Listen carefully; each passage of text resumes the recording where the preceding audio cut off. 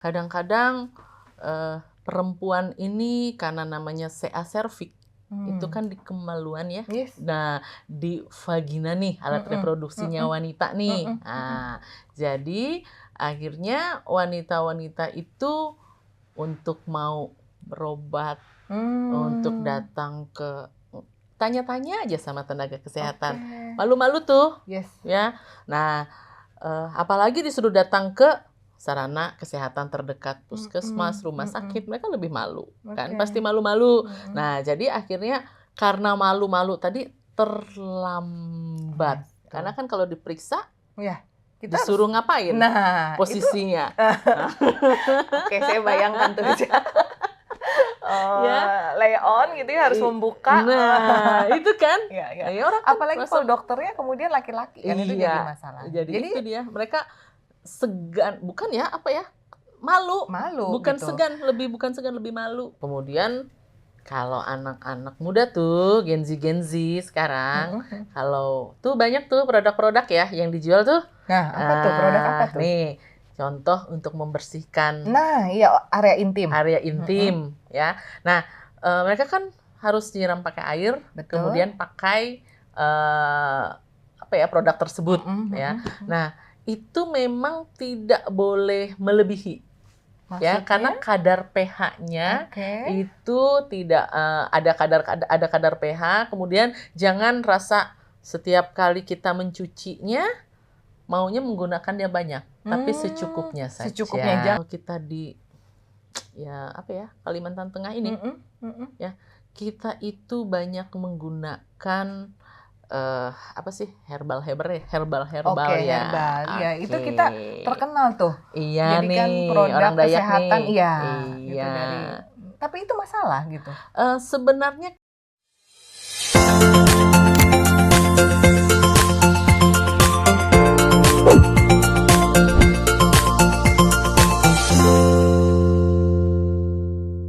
Hai, hari ini saya Tia Rahmania. Kita akan ngobrolin sesuatu yang perempuan banget dengan perempuan hebat juga. Kita tahu bahwa aspek kesehatan itu adalah hal yang kita juga perlu concern. Kesehatan dalam konteks definisi bukan cuma bicara fisik sih, tapi juga bicara terkait dengan aspek mental. Tapi dalam kesempatan ini, TRB Foundation bekerja sama dengan Ikatan Cendekiawan Dayak Nasional, terkhusus di DKI Jakarta juga, kita jalan-jalan ke Kalimantan. Saya ketemu dengan seorang sosok perempuan muda seperti aku juga, ya. Dan kebetulan dia adalah seorang dokter, namanya Dr. Agnes Nisa Paulina. Dan dia punya pengalaman yang menurut saya luar biasa karena sebagai seorang dokter dia punya pengalaman tidak hanya berada di rumah sakit tapi puskesmas, dan puskesmasnya itu juga di daerah pelosok. Kabupaten yang ada di Kalimantan Tengah, pernah menjadi dokter PTT di Kota Palangkaraya juga, itu adalah ibu kota provinsi di Kalimantan Tengah. Kemudian juga pernah menjadi dokter di perusahaan swasta, di perusahaan kabupaten yang ada di Sampit, itu juga di salah satu kabupaten di Kalimantan Tengah. Dan juga pernah menjadi dokter puskesmas di Petak Bahandang, Kabupaten Katingan. Pernah juga menjadi kepala puskesmas di Kasongan 2, Kabupaten Katingan. Dan dipercaya juga menjadi direktur Rumah Sakit Umum Daerah Mas Amsyar, Kasongan, Kabupaten Katingan. Sekarang sebagai perempuan, dokter, juga ibu dari anaknya, tentu juga istri dari suaminya. Sekarang punya satu jabatan menjadi sekretaris Dinas Kesehatan Kabupaten Katingan. Tapi yang utama adalah dia hadir di sini, nggak cuma cerita aja. Dia ini, aku sebutnya Dokter Nisa, dan sebenarnya juga adalah teman kita ya waktu SMP ya. Nisa ya, sahabat banget. Aku suka dia karena dengan profesinya sebagai seorang dokter, berjibaku setelah sekolah, kuliah, kembali ke Kalimantan. Dia masuk ke pemerintahan, dia masuk sebagai pegawai negeri. dan dia diamanahkan menjadi salah satu di antara deretan pemimpin yang ada di daerah dengan posisinya sempat jadi direktur rumah sakit, kemudian sekretaris dinas di kesehatan di Kabupaten Katingan. Tentu banyak ceritanya. Karena yang aku tahu di kabupatenmu ya, Iya. itu dari jajaran-jajaran kepala dinas dan organisasi pemerintahan, itu yang perempuan jumlahnya sangat terbatas ya, cuma 4. Dari berapa jumlah? 25 OPD. 25 OPD. Jadi apakah seberat itu sih, menjadi seorang pemimpin dengan jenis kelamin perempuan di daerah kita, daerah Kalimantan khususnya? Iya, oke, iya sih, mungkin kata nih perempuan ini masih kalau dibilang kurang tidak ya? Pasti. Nggak dibilang kurang aku tahu tidak. Kamu. Iya. Ya, jadi kalau dibilang kurang tidak, tapi sepertinya mungkin pemilihan dari pemimpin, kebetulan yang memimpinnya seorang laki-laki, jadi dia untuk memilih untuk gender yang perempuan, untuk laki-laki itu lebih dipilih ya terlebih dahulu. Nah, daripada kita yang kaum perempuan. Kenapa gitu. sih? Apa sih image apa sih, atau ada stereotype khususkah gitu sehingga kayaknya buat seperti seorang Nisa gitu, dan aku yakin sih perempuan-perempuan, karena kita waktu sekolah dulu yang banyak juara kelas kan perempuan, benar kan? Bener. Gitu. Dan saya tahu mereka semua juga sekarang ada di posisi-posisi penting dalam konteks berprofesi, tapi kemudian tetap laki-laki yang lebih banyak dipilih. Stereotype apa sih? Kayaknya gitu. Apa karena kita perempuan dengan kemenarikan sendiri sehingga dirasa membahayakan gitu? Iya. Ada ya? Ada. Kamu rasa itu? Saya rasa itu. Ya, karena perempuan itu prinsipnya pasti membuat dirinya untuk semenarik mungkin. Yes, natural. Iya, gitu kan? Ya. Kemudian kita maunya kita cantik, performan kita indah di depan orang, menarik di depan orang, sehingga mungkin image-nya kalau perempuan itu memimpin, maaf ya, bisa jadi nanti kedekatan sama lawan jenisnya. Itulah yang terjadi, jadi pembicaraan negatif jadinya di persepsi. Betul. Ketika kemudian ada perempuan yang berada di posisi pemimpin gitu, kemudian dia malah harus menyesuaikan dan menghilangkan unsur-unsur femininnya gitu ya.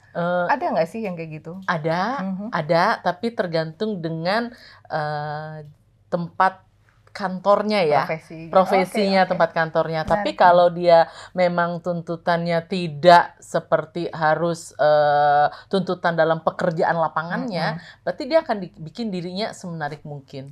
Iya, berpenampilan ya.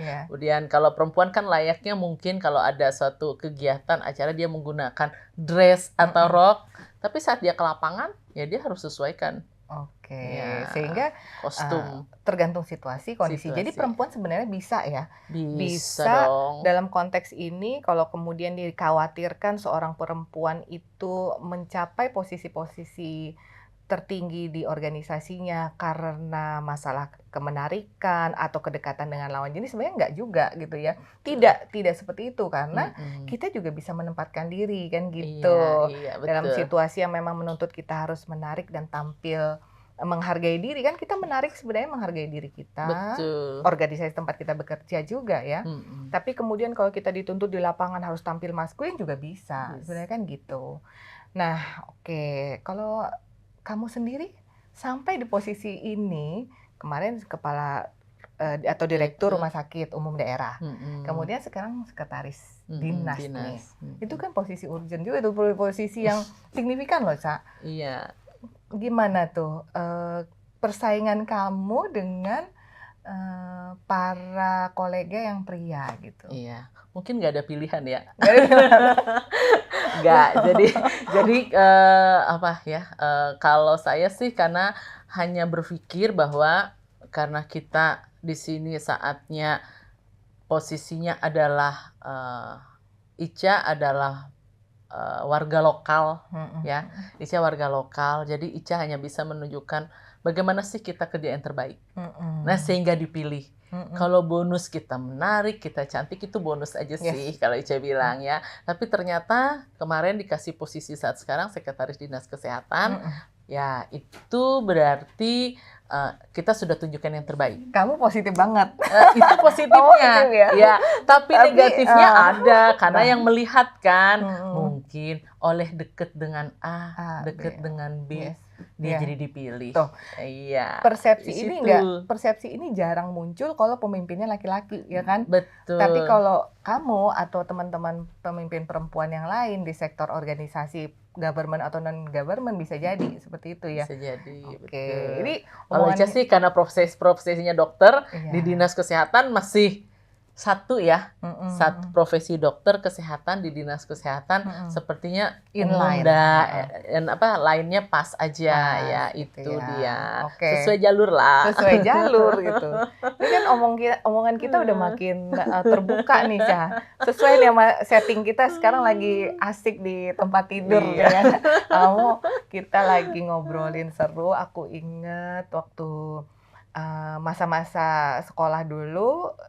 Kamu tuh adalah bagian dari perempuan-perempuan hebat menurut aku di sekolah kita ya, aktif juga ya kan, dan sekarang ada di posisi yang cukup penting di daerah, terutama kesehatan ya, Cak. Kesehatan betul. Nih mungkin secara nasional isunya tuh stunting, kemudian perempuan reproduksi dan sebagainya. Tapi kalau di tempat kamu gitu, di daerahmu, sekarang ini ada concern apa nih yang kok kayaknya menarik banget dan kayaknya beda atau mungkin memang sama gitu dengan isu nasional secara umum? Secara umum ya, oke. Sebenarnya kalau stunting sih pasti ya, karena sekarang pemerintah memang lagi menyorot bagaimana stunting di Indonesia. Ya pada umumnya, tapi khususnya di Kalimantan Tengah. Nah, tapi penyebab stunting itu kan mulai dari mana sih? Dari ibu,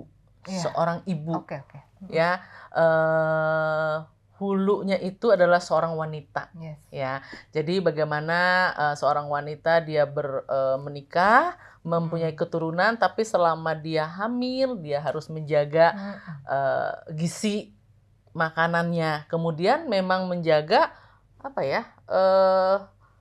kebersihan tubuhnya juga, termasuk kan ya, karena sampai nanti dia harus melahirkan seorang anak. Nah, itu dia. Nah, tapi kalau di sini yang memang juga selain stunting juga rame nih ya. Sekarang tuh cancer.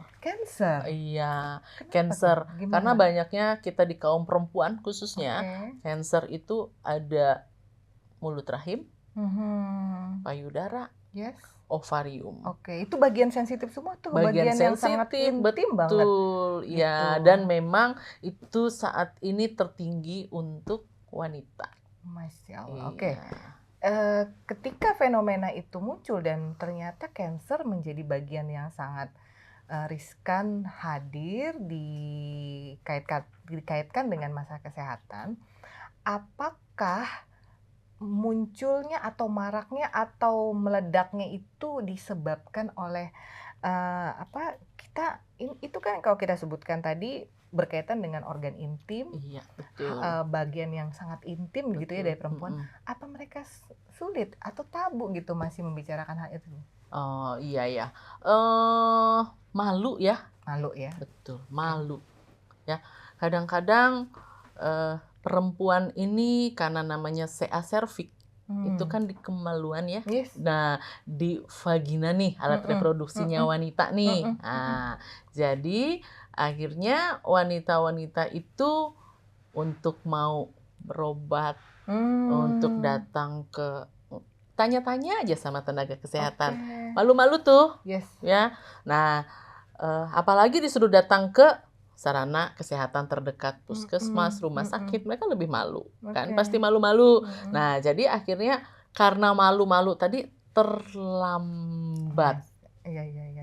Iya, sehingga karena terlambat, ya penanganannya semakin sulit, makin lambat kita tangani.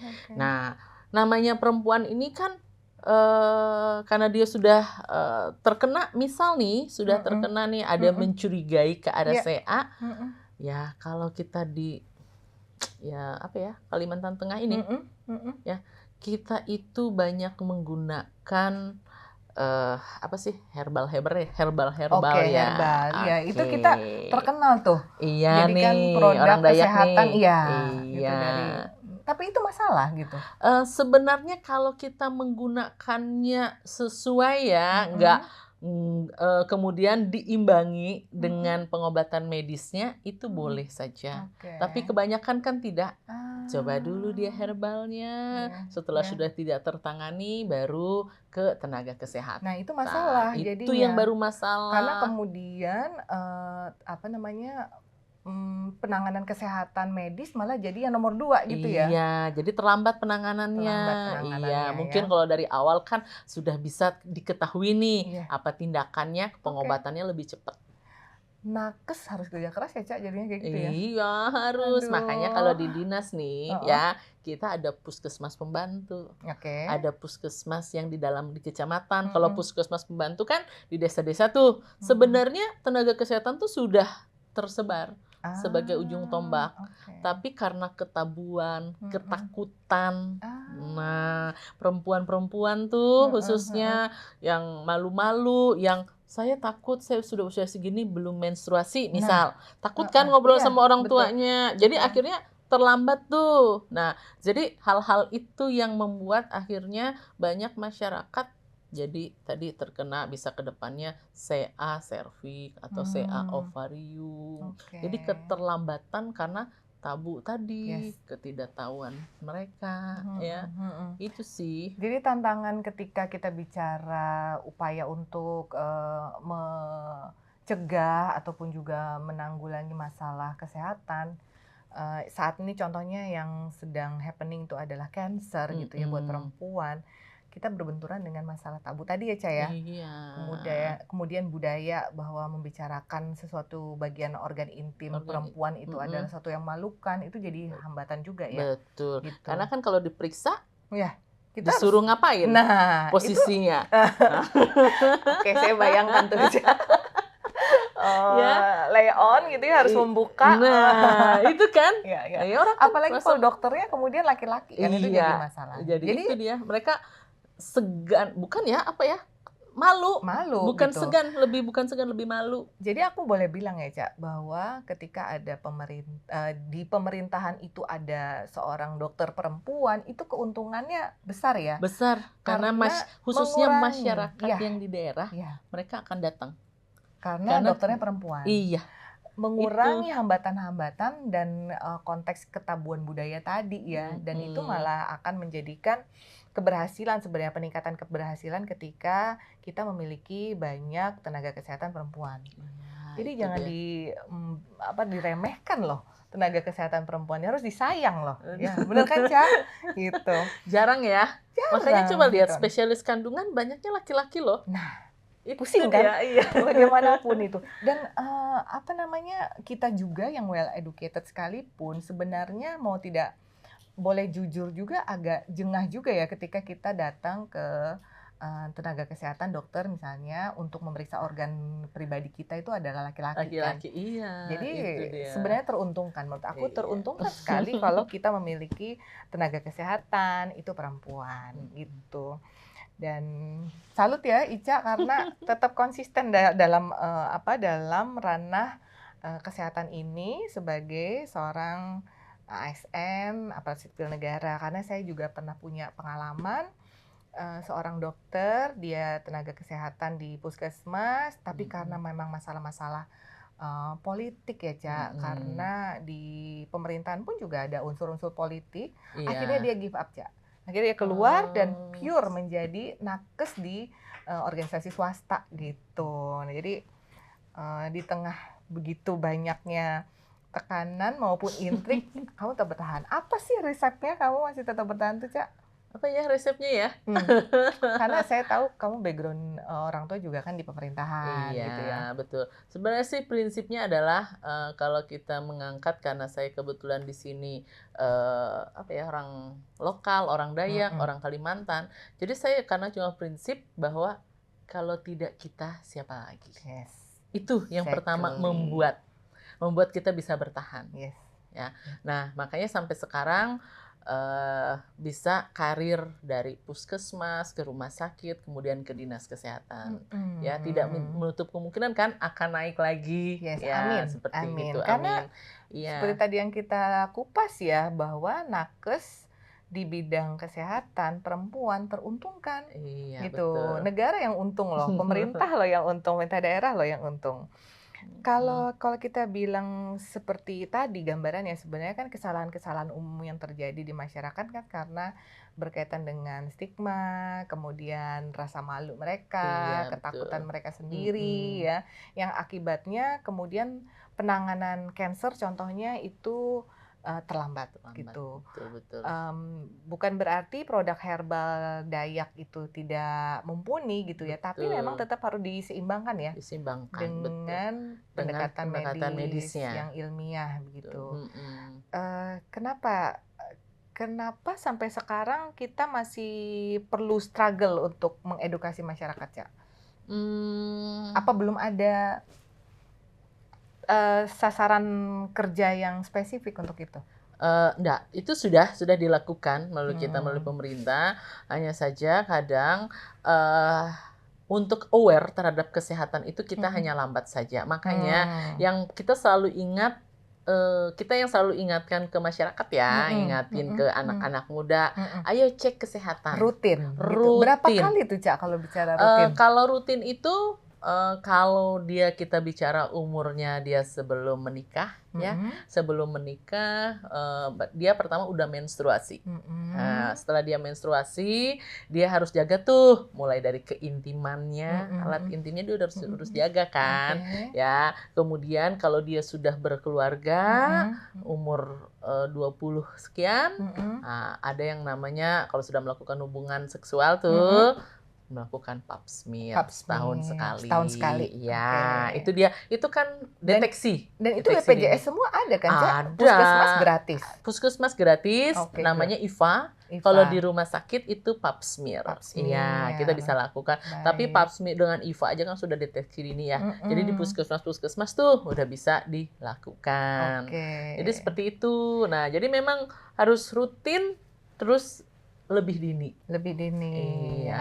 Jadi kalau Gen Z yang saat ini sudah menstruasi, kemudian dia juga, apa namanya, ingin sangat concern pada kesehatan, Mhm, sebaiknya dari sekarang juga tetap, memastikan kesehatan organ intimnya dan mhm. kemudian kalau mereka sudah menikah, maka lakukanlah, tindakan pemeriksaan pap Pap smear, gitu smear, lah ya. IVA, itu Oke, juga. iya iya. Nah, kemudian kalau anak-anak muda tuh, Gen Z sekarang, Mhm mhm. kalau tuh banyak tuh produk-produk ya yang dijual tuh. Nah, apa tuh, produk apa tuh? Nih, contoh untuk membersihkan Nah, iya, area intim. area Mhm, intim ya. Nah, mereka kan harus nyiram pakai air, betul. kemudian pakai, apa ya, produk tersebut Mhm ya. mhm mhm. Nah, itu memang tidak boleh melebihi.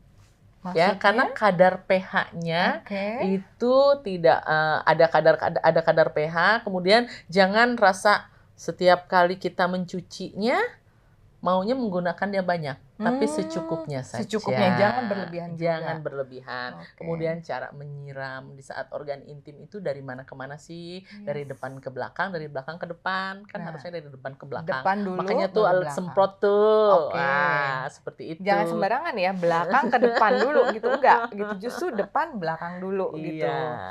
jadi Ad itu tuh kayak gitu-gitu. Kayaknya simpel tapi ternyata sangat signifikan untuk dan sangat, menunjang usaha kita untuk menjaga kesehatan ya, Ca, ya. Betul betul. Gini, aku kembali nih, kalau tradisi Dayak sendiri, orang Dayak sendiri, ada nggak sih yang bertentangan gitu dengan upaya kita untuk memastikan kesehatan? Ada Mhm. nggak sih? Sebenarnya ada ya, Mhm seperti misalnya habis melahirkan nih, ibu pasca melahirkan. Yes. Tantangannya kan banyak tuh.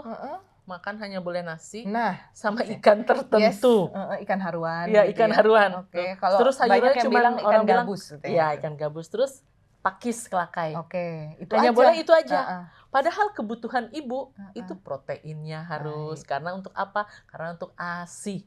Air susu ibu. Supaya apa nanti? Jangan sampai anak itu stunting.